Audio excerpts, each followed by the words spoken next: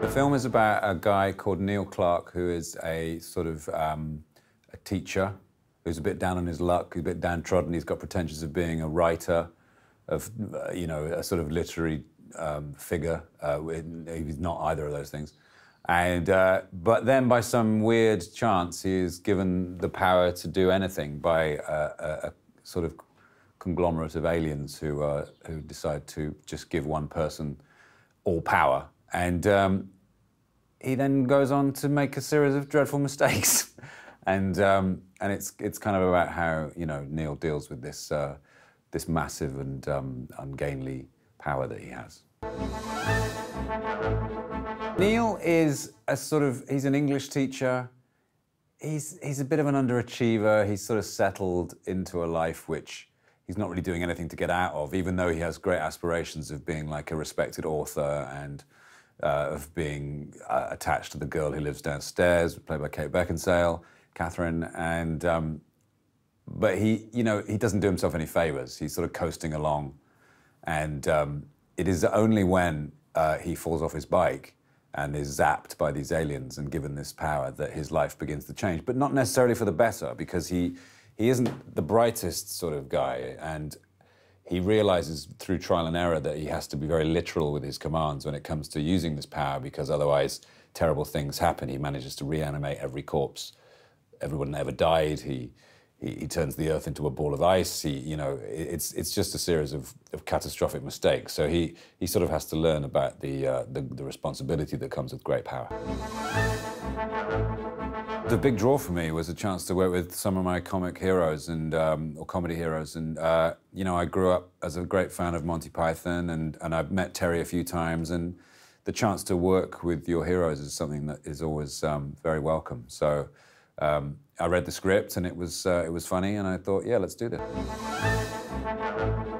I didn't really do any research. I have a friend who's an English teacher, and so I looked at him from a distance through some binoculars, and then I thought about my school days, and I thought about my English teacher, and then I thought about what it would be like if you were given power to do anything, and then I came to work. No, because this script has been around for a lot longer than me, I think. This script has been around, I think that initially they were going to put this, they were coming up with this idea around about the time Bruce Almighty came out, which dealt with a similar kind of conceit of, albeit, you know, this is a secular version of that story of the man given all power.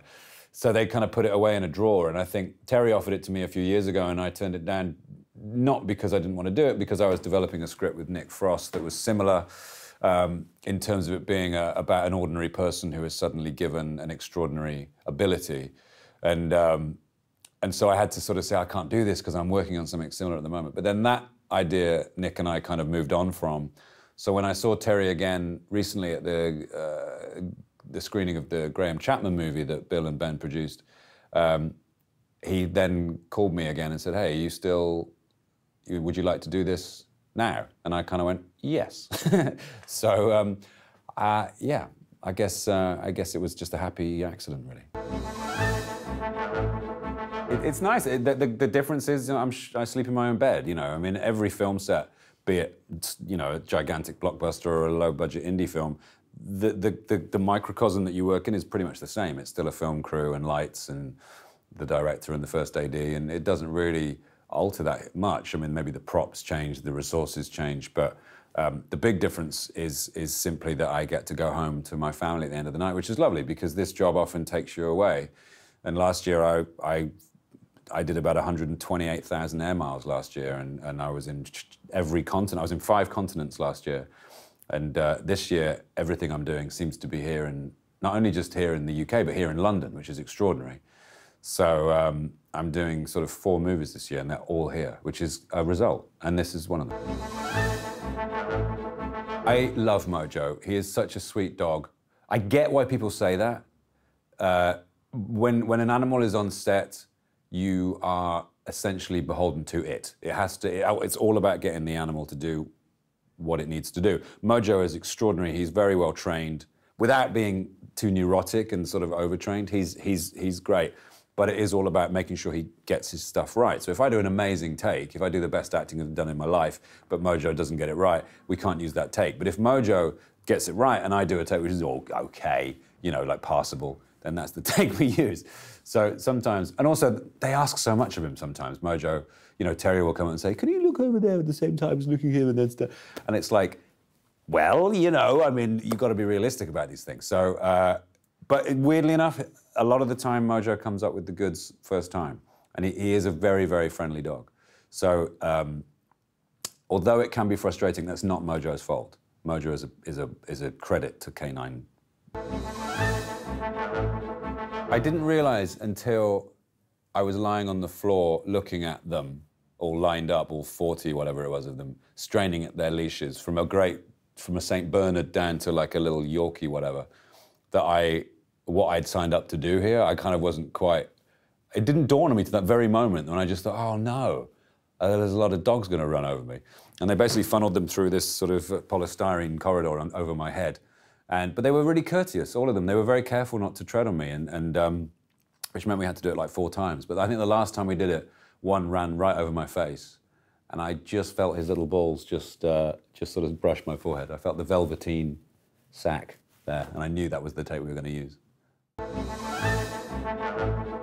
I think I've come from a comedy background. I've done comedy, you know, comedy was my great interest, and I started out doing, you know, a sitcom and sketch shows, and then that led to comedy films. I do love doing serious stuff, but I tend to be, people know me for comedy, so I'm going to have to assert myself dramatically before I start getting more serious roles.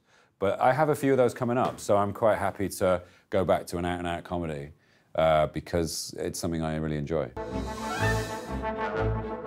She's great, actually. I really like her. I met her once, like 20 years ago, when we were both young whippersnappers, and I didn't know much about her, so she sort of was a bit of an unknown quantity to me. But she's really fun and very sort of down to earth, incredibly rude in every way, which is hilarious. And I don't mean rude as like a rude person. I mean everything she says is sort of innuendo. But it's great because she completely undercuts her exterior demeanour, which is one of sort of great poise and beauty. So yeah, she's great fun to have around. I love Terry. He's like, I think Michael Palin has got a lot. He must be incredibly nice if he's nicer than Terry.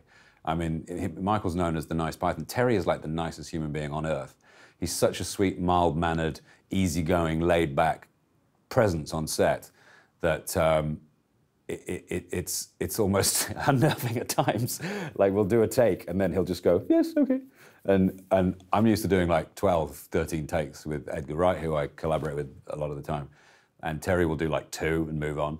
And I had to very quickly adjust my way of working to, fortunately it's Terry Jones, so I just trust him. So when he's happy, we move on. But it means that we work quickly, which is good. So yeah, it's nice. It's lovely to work with a director who laughs as well. Terry will chuckle madly at the end of a take, and you feel very validated by that. There was a sketch that involved Graham Chapman and John Cleese dressed up in their, you know, old women guys, discussing the fact that there was a penguin on top of the TV. And that one I used to love, not least because it was extraordinarily, you know, obscure, like they like to do, but also that Chapman and Cleese both were fighting the giggles in the sketch as well. And that is another hidden delight. But, you know, I mean, there's so many to choose from with Monty Python. It's really, really difficult to isolate a single sketch. I mean, there are so many moments in the movies as well, you know, so many sequences, you know, what have the Romans done for us, or the Lady of the Lake sequence in the, you know, in the Holy Grail. It's too much to choose from. It's such a wealth of incredibly sophisticated and silly comedy. You know, they basically made it okay. They injected intellect into absurdity. Not that there wasn't before, but they sort of made stupidity smart, which is no mean feat. Sit down with a lawyer and I would draft up the solution to the global problems, to the word. I mean, get it down to the letter so nothing could possibly go wrong. So you'd solve all the big issues: hunger, climate change, poverty, war, disease, everything, in such a way that there were no ramifications that could be negative for the Earth. You know, like the trouble is with Neil, he tries to solve global warming, but he ends up sending the Earth into an ice age. He solves world hunger, but everyone becomes obese. So you'd have to really meticulously draft up a contract to solve the Earth's problems, and it would probably take a day. But at the stroke of midnight, I'd wave my hand and we'd all be saved.